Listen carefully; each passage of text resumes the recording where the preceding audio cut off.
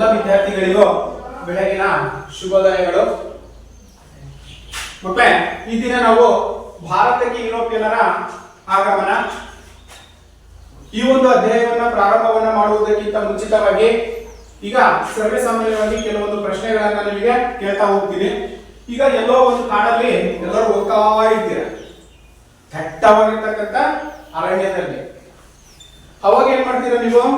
ದಾರಿ ತಪ್ಪಿಡುತ್ತೆ ಅಲ್ವಾ? ದಾರಿ ತಪ್ಪಿದಂತ ಸಂದರ್ಭದಲ್ಲಿ ನೀವೇನ್ ಮಾಡ್ತೀರಾ? ಏನ್ ಮಾಡ್ತೀರಿ? ಏನ್ ಮಾಡ್ತೀರಾ? ಬೇರೊಂದು ದಾರಿಯನ್ನು ನಾವು ಸಮರ್ಪಕವಾಗಿ ಹುಡುಕ್ತಕ್ಕಂಥದ್ದನ್ನು ಕೂಡ ನಾವು ಕಾಣ್ತಾ ಇದ್ದೀವಿ. ಹೌದಾ ಅಲ್ವಾ? ಹೌದು ತಾನೆ? ಆ ಸಂದರ್ಭದಲ್ಲಿ ನಾವು ಆ ದಾರಿಯನ್ನು ಬಿಟ್ಟು ಇನ್ನು ಯಾವ್ದಾದ್ರು ಒಂದು ದಾರಿಯನ್ನ ಹುಡುಕ್ಲಿಕ್ಕೆ ಪ್ರಯತ್ನವನ್ನ ಪಡ್ತಾ ಹೋಗ್ತೀವಿ. ಹೌದಾ? ಹಾಗಾದ್ರೆ ಅದೇ ಸಂದರ್ಭದಲ್ಲಿ ಆ ಸ್ಥಳವನ್ನು ಬಿಟ್ಟು ಬೇರೊಂದು ಸ್ಥಳಕ್ಕೆ ನಾವು ಹೋಗ್ತಾ ಇದೀವಿ ಅಂತಂದಾಗ ಕೆಲವೊಂದು ಭೂಪಟಗಳಾಗಿರ್ಬೋದು, ದಿಕ್ಸೂಚಿಗಳಾಗಿರ್ಬೋದು, ಏನೇನೋ ಬಳಕೆಯನ್ನ ಮಾಡ್ಕೊಳ್ತೀವಿ. ಒಟ್ಟು ನಾವು ಅಂದುಕೊಂಡಿರ್ತಕ್ಕಂಥ ಸ್ಥಳವನ್ನು ನಾವು ರೀಚ್ ಮಾಡಬೇಕು ಅಂತಕ್ಕಂಥ ಒಂದು ಉದ್ದೇಶದಿಂದ. ಈಗ ಪ್ರಮುಖವಾಗಿ ನಿಮಗೆ ಬೇಕಾಗಿರ್ತಕ್ಕಂಥ ಬೇಡಿಕೆಗಳು ಕಾಡಿನಲ್ಲಿ ಸಿಗ್ಲಿಲ್ಲ ಅಂತಂದ್ರೆ, ಅಥವಾ ಊಟ ಆಗಿರ್ಬೋದು, ನೀರಾಗಿರ್ಬೋದು, ಸಿಗದಿದ್ದಾಗ ಏನ್ ಮಾಡ್ತೀವಿ? ನಾವು ಹುಡುಕ್ತೀವಿ. ಎಲ್ಲಿ ಸಿಗ್ತಾವೋ ಆ ಒಂದು ಜಾಗವನ್ನು ನಾವು ಹುಡುಕ್ತೀವಿ. ಅದೇ ಸಂದರ್ಭಕ್ಕೆ ಅನುಗುಣವಾಗಿರ್ತಕ್ಕಂಥ ಒಂದು ಪಾಠ ಯಾವ್ದಪ್ಪ ಅಂತಂದ್ರೆ ಭಾರತಕ್ಕೆ ಯುರೋಪಿಯನ್ನರ ಆಗಮನ. ಅರ್ಥಾಯ್ತಲ್ಲ? ಭಾರತಕ್ಕೆ ಯುರೋಪಿಯನ್ನರ ಆಗಮನ ಅಂತಕ್ಕಂಥದ್ದು. ಹಾಗಾದ್ರೆ ಭಾರತಕ್ಕೆ ಯುರೋಪಿಯನ್ನರು ಯಾವ ಕಾರಣಕ್ಕಾಗಿ ಬಂದ್ರು, ಯಾತಕ್ಕಾಗಿ ಬಂದ್ರು, ಯಾವಾಗ ಬಂದ್ರು, ಮತ್ತೆ ಯಾರ್ಯಾರು ಬಂದ್ರು? ಗೊತ್ತಾಗ್ತಿದೆಯಲ್ಲ? ಯಾವಾಗ ಬಂದ್ರು, ಯಾರ್ಯಾರು ಬಂದ್ರು, ಯಾವ ಉದ್ದೇಶಕ್ಕಾಗಿ ಅವರು ಭಾರತಕ್ಕೆ ಬಂದ್ರು ಅನ್ನೋದನ್ನ ನಾವು ಈ ಒಂದು ಅಧ್ಯಾಯದಲ್ಲಿ ನೋಡ್ತಕ್ಕಂಥದ್ದು.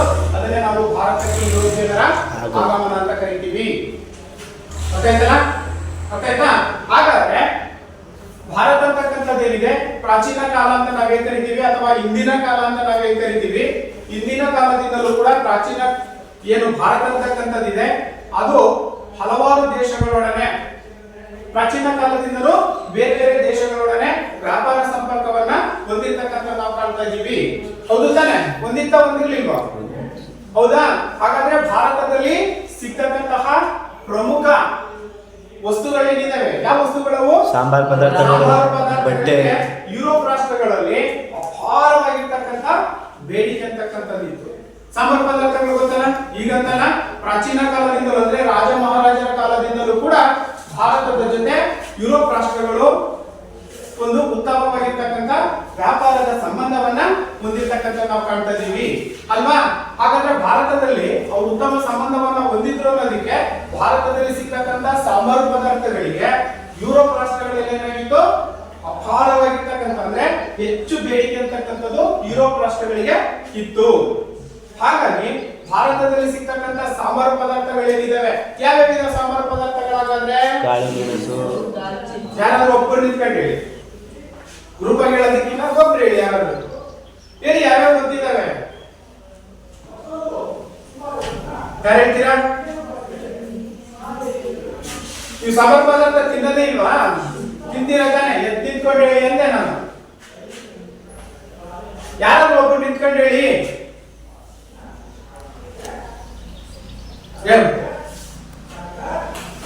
ಮೆಣಸು, ಜೀರಿಗೆ, ದಾಲ್ಚಿನ್ನಿ, ಶುಂಠಿ, ಏಲಕ್ಕಿ ಅಲ್ವಾ? ಇವು ಪ್ರಮುಖವಾಗಿರ್ತಕ್ಕಂತಹ, ವೆರಿ ಗುಡ್, ಇವು ಪ್ರಮುಖವಾಗಿರ್ತಕ್ಕಂತಹ ಸಾಂಬಾರು ಪದಾರ್ಥಗಳು. ಸರ್ವೇ ಸಾಮಾನ್ಯವಾಗಿ ನಾವು ಇವತ್ತಂತಲ್ಲ, ಪ್ರಾಚೀನ ಕಾಲದಿಂದಲೂ ಕೂಡ ಭಾರತದಲ್ಲಿ ಬೆಳೀತಕ್ಕಂಥ ಸಾಂಬಾರು ಪದಾರ್ಥಗಳಿಗೆ ಹೆಚ್ಚಿನ ಬೇಡಿಕೆ ಅಂತಕ್ಕಂಥದ್ದಿತ್ತು ಯುರೋಪ್ ರಾಷ್ಟ್ರಗಳಲ್ಲಿ. ಹಾಗಾಗಿ ಭಾರತದಿಂದ ಅಪಾರವಾಗಿರ್ತಕ್ಕಂಥ ಸಾಂಬಾರು ಪದಾರ್ಥಗಳು ಎಲ್ಲಿ ರಫ್ತಾಗ್ತಾ ಇತ್ತು? ಯುರೋಪ್ ರಾಷ್ಟ್ರಗಳಿಗೆ ಅಲ್ವಾ? ಅವಾಗ ಏನಾಯ್ತು? ಯುರೋಪ್ ರಾಷ್ಟ್ರಗಳಿಗೆ ರಫ್ತಾಗ್ತಕ್ಕಂಥದ್ದು ಎಲ್ಲಾ ವ್ಯಾಪಾರಗಳು ನಡೀತಾ ಇರ್ತಕ್ಕಂಥದ್ದು ಎಲ್ಲಿ ನಡೀತಾ ಇತ್ತಪ್ಪ ಅಂತಂದ್ರೆ ಕಾನ್ಸ್ಟಾಂಟಿನೋಪಲ್ ನಗರ.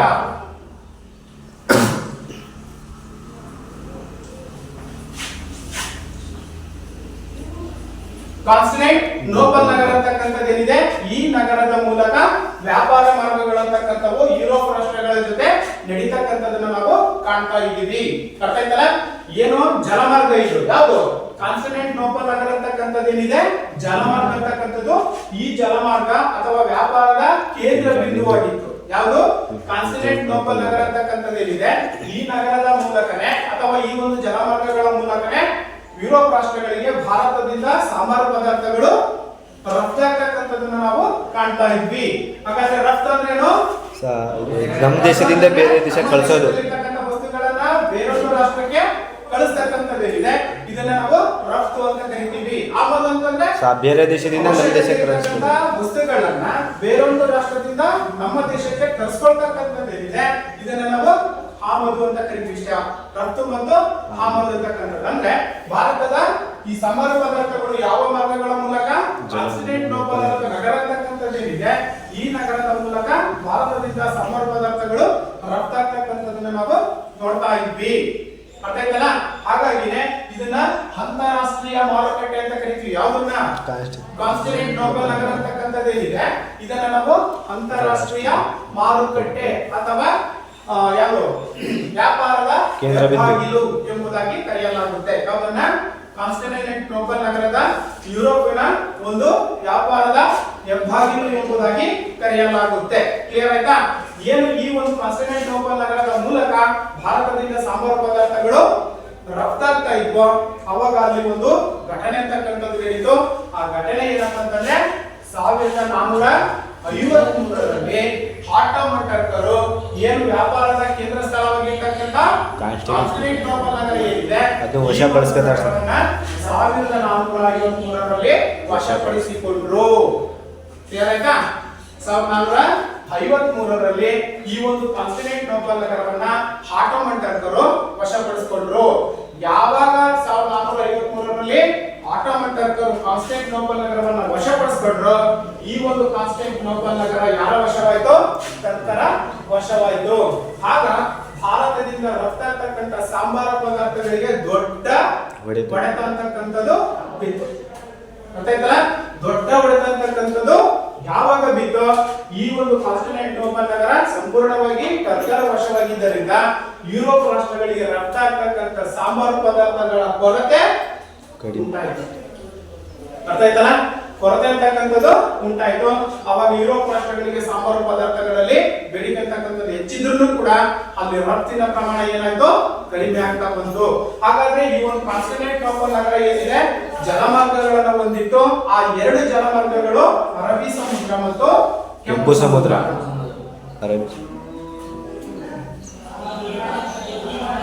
ಅರಬ್ಬಿ ಸಮುದ್ರ ಮತ್ತು ಕೆಂಪು ಸಮುದ್ರ.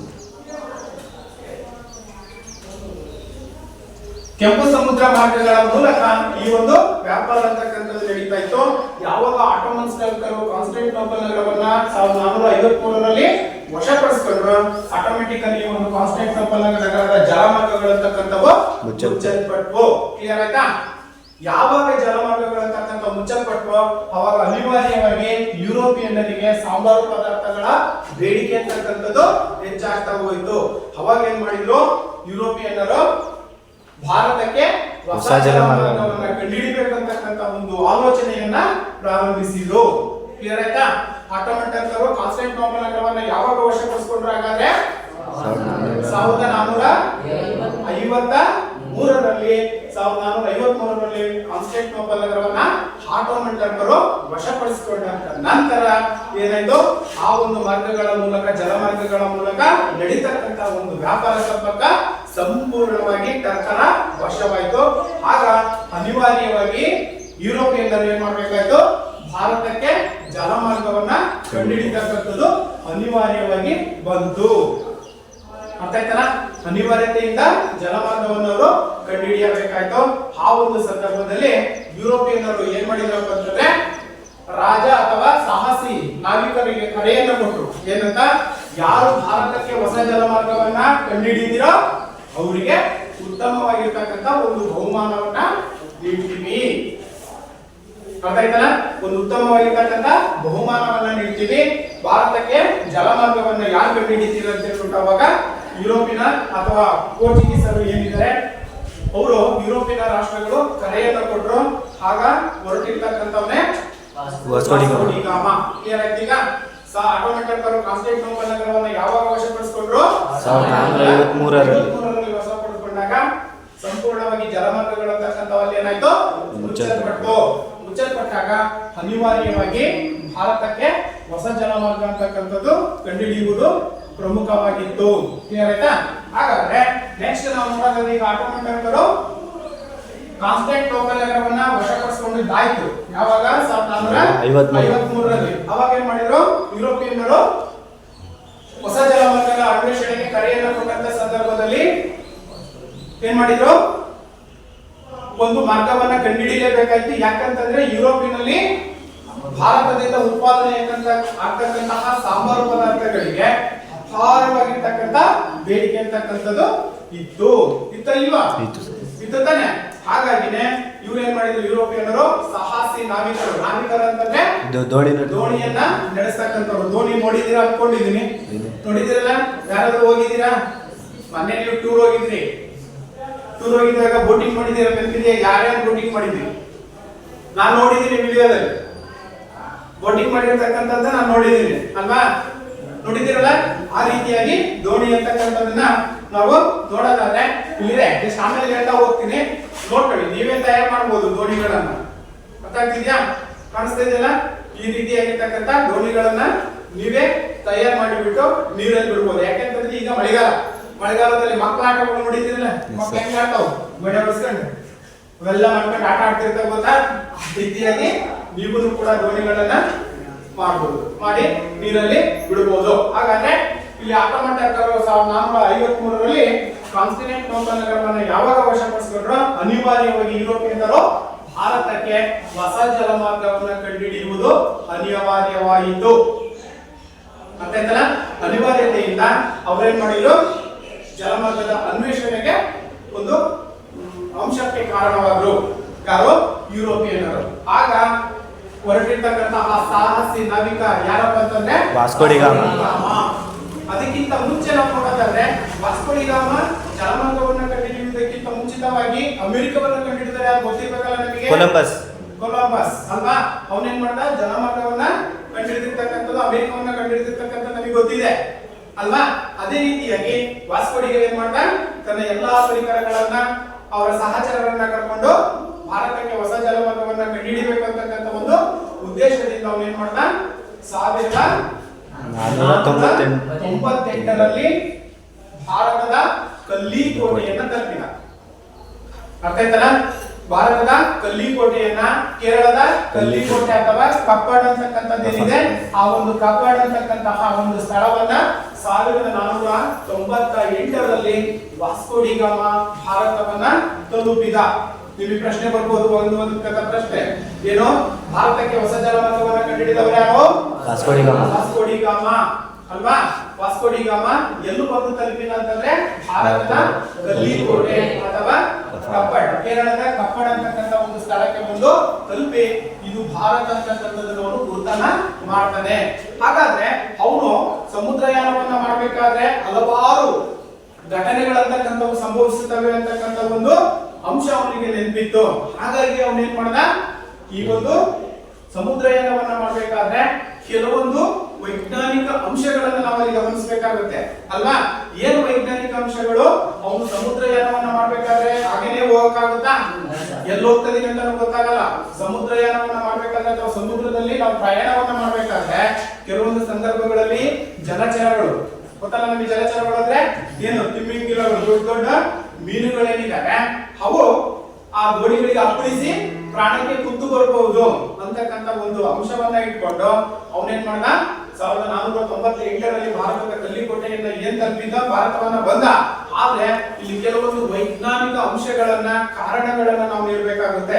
ಅವನು ಸಮುದ್ರಯಾನವನ್ನ ಮಾಡಬೇಕಾದ್ರೆ ಕೆಲವೊಂದು ಉಪಕರಣಗಳನ್ನ ತನ್ನ ಜೊತೆಯಲ್ಲಿ ತಗೊಂಡ್ಬಂದಿದ್ದ. ಯಾವ್ಯಾವ ಅವು? ದಿಕ್ಸೂಚಿ, ಸಿಡಿಮದ್ದು,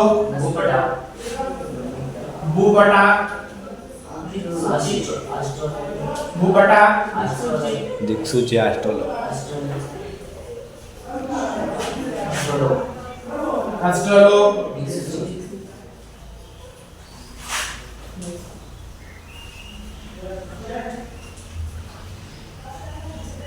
ದಿಕ್ಸೂಚಿ. ಈ ರೀತಿಯಾಗಿ 4 ಪ್ರಮುಖವಾಗಿರ್ತಕ್ಕಂಥ ವೈಜ್ಞಾನಿಕ ಕಾರಣಗಳನ್ನ ನಾವಿಲ್ಲಿ ಕೊಡಬೇಕಾಗುತ್ತೆ. ಅರ್ಥ ಆಯ್ತಲ್ಲ? ನಮಗೆ ದಿಕ್ಸೂಚಿ ಗೊತ್ತಿದೆ. ಹೇಗಿರುತ್ತೆ ದಿಕ್ಸೂಚಿ ಗೊತ್ತಲ್ಲ ನಮಗೆ? ಪ್ಲಸ್ ಮಾರ್ಕ್ ಅಲ್ಲಿ ಇರುತ್ತೆ ಅಲ್ವಾ?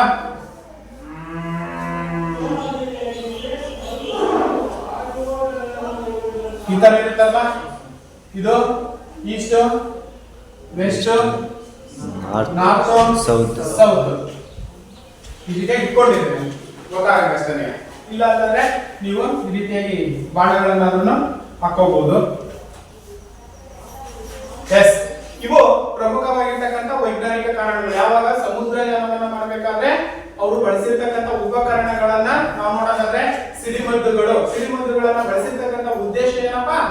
ಏನಾದ್ರೂ ಜಲಚರಗಳು ಅಂತಕ್ಕಂಥವು ತೊಂದರೆಯನ್ನ ಕೊಟ್ಟಂತ ಸಂದರ್ಭದಲ್ಲಿ ಅಥವಾ ಗಡ್ಡೆಗಳು ಅಂತಕ್ಕಂಥವು ಏನಾದ್ರೂ ಎದುರಿಗೆ ಬಂದಂತ ಸಂದರ್ಭದಲ್ಲಿ ಅವುಗಳಿಂದ ರಕ್ಷಣೆಯನ್ನ ಮಾಡ್ತಕ್ಕಂಥ ಒಂದು ಉದ್ದೇಶದಿಂದ ಅವ್ರು ಏನ್ ಮಾಡಿದ್ರು? ಸಿಡಿಮದ್ದುಗಳನ್ನ ಬಳಕೆ ಮಾಡ್ಕೊಂಡ್ರು. ಅಷ್ಟೇ ಅಲ್ಲ, ಭೂಪಟಗಳನ್ನ ಬಳಕೆ ಮಾಡ್ಕೊಂಡ್ರು. ಯಾಕೆಂತಂದ್ರೆ ಏನಾದ್ರೂ ತೊಂದರೆ ಆದಂತ ಸಂದರ್ಭದಲ್ಲಿ ಆ ಭೂಪಟಗಳನ್ನ ನೋಡಿರ್ಬೋದು, ಕಾಗದನ ಕಟ್ಟಿರ್ತಾರೆ, ಯಾರಾದ್ರೂ ರಕ್ಷಣೆಯನ್ನ ಮಾಡ್ತಾರೆ ಅಂತಕ್ಕಂಥ ಒಂದು ಕಾರಣ. ಇಲ್ಲಂತಂದ್ರೆ ನಾವು ಯಾವ ದೇಶಕ್ಕೆ ಸೇರಿದವರು ಅಂತಕ್ಕಂಥದ್ದು ಕೂಡ ನಮಗೆ ಬೇರೆಯವರಿಗೆ ಗೊತ್ತಾಗಲಿ ಅಂತಕ್ಕಂಥ ಒಂದೇ ಕಾರಣಕ್ಕೆ ಈ ಒಂದು ಭೂಪಟಗಳನ್ನ ಹೆಚ್ಚಿನದಾಗಿ ನಾವು ದೋಣಿಗಳು ಅಥವಾ ಏನು ಬೋಟುಗಳು ಅಂತ ನಾವು ಕರಿತೀವಿ ಅದರಲ್ಲಿ ಬಳಕೆಯನ್ನ ಮಾಡ್ತಕ್ಕಂಥದ್ದು. ಹಾಗಾಗಿ ಈ ವಾಸ್ಕೋ ಡಿ ಗಾಮ ಸಮುದ್ರಯಾನವನ್ನ ಮಾಡ್ಬೇಕಾದ್ರೆ ಸಿಡಿಮದ್ದುಗಳನ್ನ ಬಳಕೆ ಮಾಡ್ಕೊಂಡ, ಹಾಗೇನೆ ಭೂಪಟಗಳನ್ನ ಬಳಕೆ ಮಾಡ್ಕೊಂಡ. ಇನ್ನ ಆಸ್ಟ್ರಲೋಬ್ ಅಂತಂದ್ರೆ ನಾವು ಗ್ರಹೋನ್ನತಿ ಮಾಪಕ ಅಂತ ಕರಿತೀವಿ.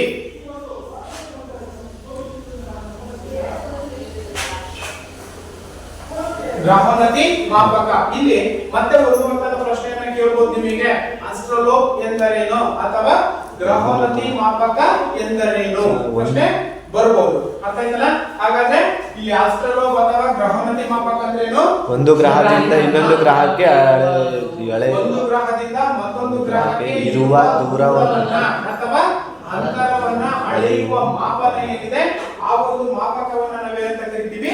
ಗ್ರಹೋನ್ನತಿ ಮಾಪಕ. ಅರ್ಥ ಆಯ್ತಲ್ಲ? ಒಂದು ಗ್ರಹದಿಂದ ಮತ್ತೊಂದು ಗ್ರಹಕ್ಕೆ ಇರುವ ಅಂತರ ಎಷ್ಟು ದೂರ ಇದೆ ಅಂದ್ರೆ ಸೂರ್ಯ ಅಥವಾ ಭೂಮಿ, ಈ ರೀತಿಯಾಗಿ ಗ್ರಹಗಳ ನಡುವಿನ ಅಂತರವನ್ನ ಅಳಿತಕ್ಕಂತಹ ಮಾಪನವನ್ನ ನಾವೇನೆಲ್ಲ ಕರಿತೀವಿ? ಗ್ರಹೋನ್ನತಿ ಮಾಪಕ ಅಥವಾ ಆಸ್ಟ್ರೋಲೋಬ್ ಅಂತ ಕರಿತೀವಿ. ಸಪರೇಟ್ ಆಗಿ ಒಂದು ಅಂತರ ಪ್ರಶ್ನೆನೂ ಕೂಡ ಇದು ಬರಬಹುದು. ಓಕೆ, ಹಾಗಾದ್ರೆ ನೆಕ್ಸ್ಟ್ ನಾವು ಇಲ್ಲಿ ದಿಕ್ಸೂಚಿ ಅಂದ್ರೆ ಗೊತ್ತಲ್ಲ, ಫೋರ್ ಕಾರ್ನರ್ಸ್ ಅಂತ ಕರಿತೀವಿ. ದಿಕ್ಕುಗಳನ್ನ ಸೂಚಿಸ್ತಕ್ಕಂಥದ್ದು ದಿಕ್ಸೂಚಿ ನೋಡಿದ್ದೀರಲ್ವಾ? ಯಾವ್ಯಾವ ದಿಕ್ಕುಗಳು ಅಂದ್ರೆ ಪೂರ್ವ, ಯಾರು ಒಬ್ರು ನಿಂತ್ಕೊಂಡು ಹೇಳಿ, ನಾನು ಹೆಸರು ಹೇಳ್ತೀನಿ, ಗೊಂದಲ ಬೇಡ. ಒಬ್ರು ದಿಕ್ಕುಗಳು ಗೊತ್ತಿಲ್ವಾ ನಮಗೆ? ಹೇಳಿ ಮತ್ತೆ ಯಾರು ಒಬ್ರು. ಪೂರ್ವ, ಪಶ್ಚಿಮ, ಉತ್ತರ, ದಕ್ಷಿಣ. ಈ ರೀತಿಯಾಗಿ ನಾವು ಪೂರ್ವ, ಪಶ್ಚಿಮ, ಉತ್ತರ ಮತ್ತು ದಕ್ಷಿಣ ಈ ಕಾರಣ ಅಥವಾ ಈ ಒಂದು ದಿಕ್ಸೂಚಿಗಳನ್ನು ಕೂಡ ಸಮುದ್ರಯಾನವನ್ನ ಮಾಡಬೇಕಾದ್ರೆ ಯುರೋಪಿಯನ್ನರು ಬಳಕೆಯನ್ನ ಮಾಡಿರ್ತಕ್ಕಂಥ ನಾವು ಕಾಣ್ತಾ ಇದೀವಿ. ಯಾಕೆ ಅವುಗಳನ್ನ ಬಳಕೆ ಮಾಡ್ಕೊಂಡ್ರು ಅಂತಂದ್ರೆ ಕಣ್ಣು ಆಯಿಸಿದಷ್ಟು ನೀರು, ಸಮುದ್ರ ಅಥವಾ ನೀರು ಅಂತಕ್ಕಂಥದ್ದು ಇರುತ್ತೆ.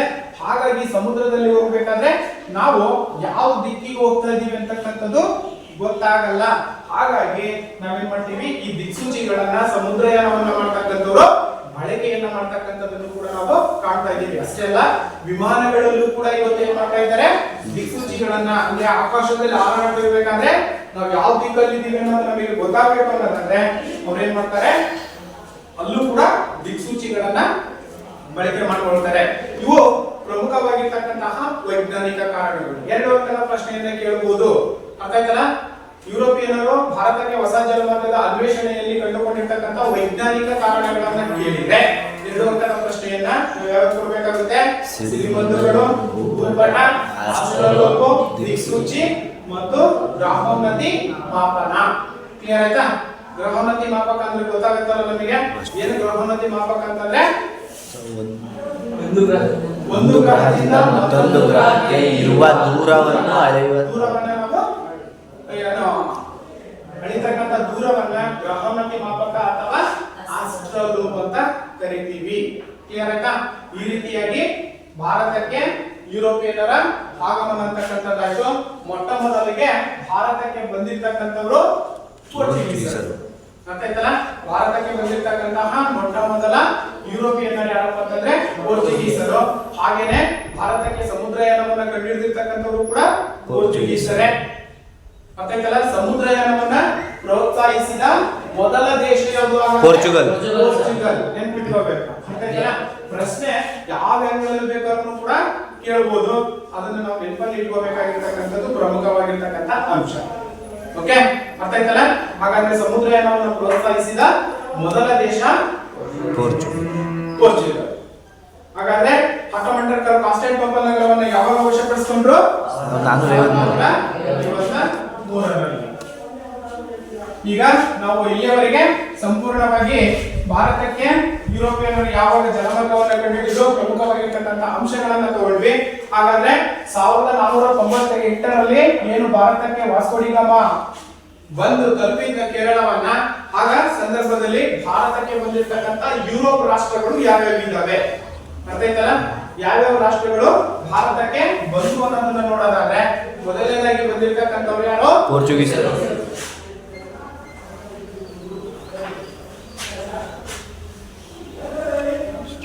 ಪೋರ್ಚುಗೀಸರು,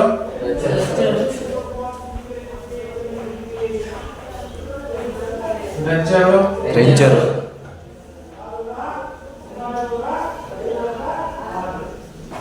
ಬ್ರಿಟಿಷರು,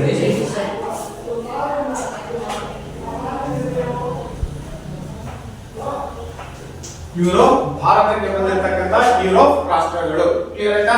ಭಾರತಕ್ಕೆ ಬಂದು ಕೇಳಬಹುದು ನಿಮಗೆ ಎರಡು ಅಂಕದ ಪ್ರಶ್ನೆ ಇಲ್ಲ. ಭಾರತಕ್ಕೆ ಬಂದಂತಹ ಯುರೋಪಿಯನ್ನರು ಯಾರ್ಯಾರು ಅಂತಂದ್ರೆ ನಾವು ಮೊದಲು ಪೋರ್ಚುಗೀಸರು, ಡಚ್ಚರು, ಫ್ರೆಂಚರು ಮತ್ತು ಬ್ರಿಟಿಷರು. ಕ್ಲಿಯರ್ ಆಯ್ತಾ? ಇಷ್ಟು ನಮಗೆ ಭಾರತಕ್ಕೆ ಯುರೋಪಿಯನ್ನರ ಆಗಮನ ಅಂತಕ್ಕಂಥದ್ದಂದ್ರೆ ಪ್ರಾಚೀನ ಕಾಲದಿಂದಲೂ ಕೂಡ ನಾವು ಭಾರತ ಯುರೋಪ್ ರಾಷ್ಟ್ರಗಳ ಜೊತೆ ವ್ಯಾಪಾರ ಸಂಪರ್ಕವನ್ನ ಹೊಂದಿದ್ವಿ. ಅಲ್ಲಿಂದ 1498ರಲ್ಲಿ ಭಾರತಕ್ಕೆ ಹೊಸ ಜಲಮಾರ್ಗವನ್ನ ವಾಸ್ಕೋ ಡಿ ಗಾಮಾ ಕಂಡುಹಿಡಿದ. ನಂತರದಲ್ಲಿ ವೈಜ್ಞಾನಿಕ ಕಾರಣಗಳು ಯಾವ್ಯಾವು? ದಿಕ್ಸೂಚಿ ಆಗಿರ್ಬೋದು, ಆಸ್ಟ್ರೋನೋಮ್ ಆಗಿರ್ಬೋದು, ಭೂಪಟಗಳಾಗಿರ್ಬೋದು, ಸಿಡಿಬದ್ದುಗಳಾಗಿರ್ಬೋದು.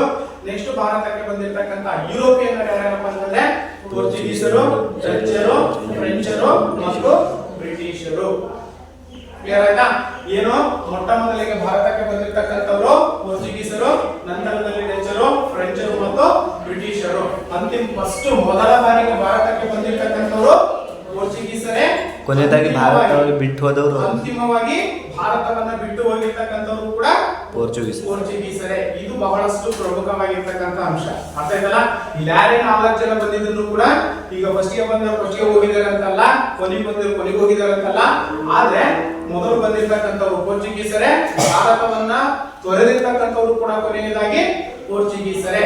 ಆದರೆ ಇಲ್ಲಿ ಏನು 3 ಕಾರ್ನಾಟಿಕ್ ಯುದ್ಧಗಳು ಭಾರತದಲ್ಲಿ ನಡೀತಾವ, ಆ ಬ್ರಿಟಿಷ್ ಕಾರ್ನಾಟಿಕ್ ಯುದ್ಧಗಳು ನಡೀತಕ್ಕಂಥದ್ದು ಬ್ರಿಟಿಷರು ಮತ್ತು ಬ್ರಿಟಿಷರಿಗೆ.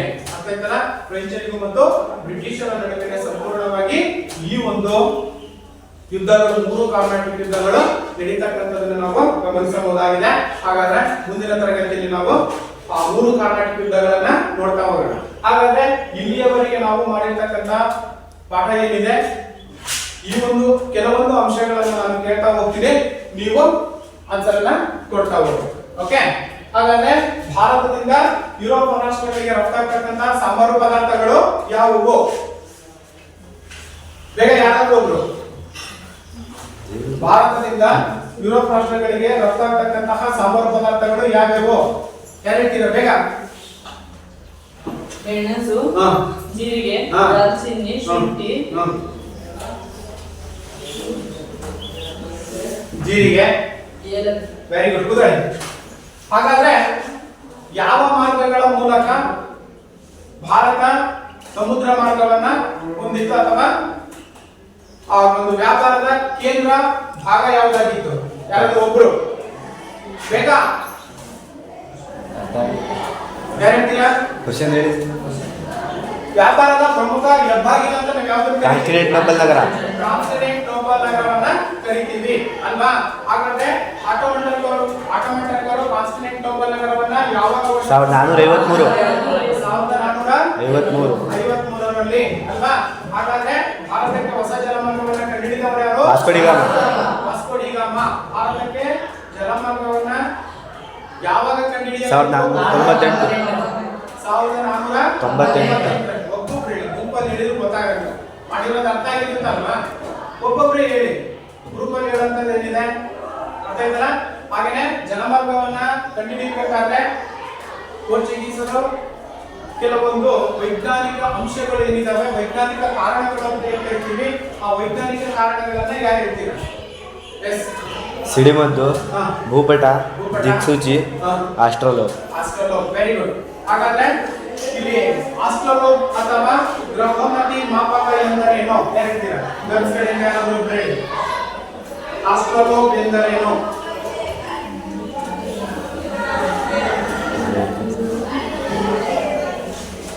ಅಥವಾ ಗ್ರಹೋನ್ನತಿ ಮಾಪಕ ಎಂದರೇನು?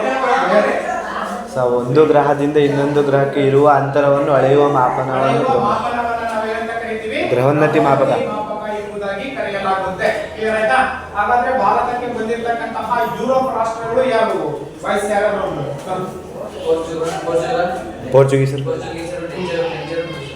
ಬ್ರಿಟಿಷರು ಅಲ್ವಾ? ಪೋರ್ಚುಗೀಸರು, ಡಚ್ಚರು, ಫ್ರೆಂಚರು ಮತ್ತು ಬ್ರಿಟಿಷರು ಈ ರೀತಿಯಾಗಿ ಭಾರತಕ್ಕೆ 1498ರಲ್ಲಿ ವಾಸ್ಕೋ ಡಿ ಗಾಮಾ ಭಾರತ ಕಂಡಿಡಿದ ಆ ನಂತರದಲ್ಲಿ ಬಂದಿರತಕ್ಕಂಥ ಭಾರತೀಯರು ಯಾರ್ಯಾರು ಅಂತಾರೆ? ಯುರೋಪಿಯನ್ನರು ಯಾರ್ಯಾರು ಅಂತಂದ್ರೆ ಪೋರ್ಚುಗೀಸರು, ಡಚ್ಚರು, ಫ್ರೆಂಚರು ಮತ್ತು ಬ್ರಿಟಿಷರು.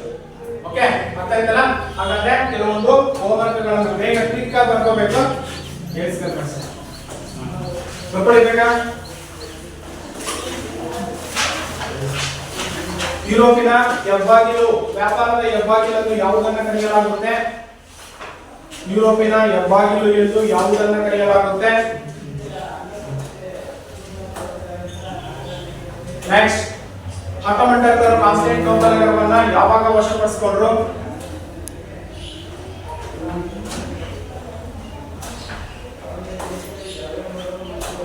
ಭಾರತಕ್ಕೆ ಹೊಸ ಜಲಮಾರ್ಗವನ್ನ ಕಂಡುಹಿಡಿದವರು ಯಾರು?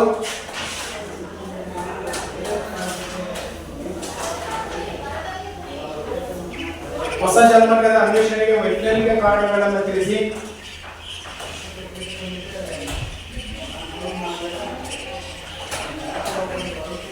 ವೈಜ್ಞಾನಿಕ ಕಾರಣಗಳನ್ನು ತಿಳಿಸಿ. ನೆಕ್ಸ್ಟ್, ಭಾರತಕ್ಕೆ ಬಂದ ಯುರೋಪ್ ರಾಷ್ಟ್ರಗಳು ಯಾವುವು?